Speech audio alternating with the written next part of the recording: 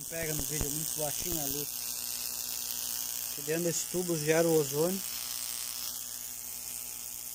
Esse aqui resfria, está ozonizando o ar. Ali comprime o ar, joga para dentro desses tubos aqui.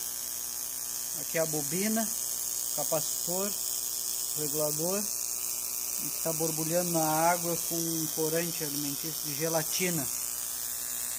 Tá.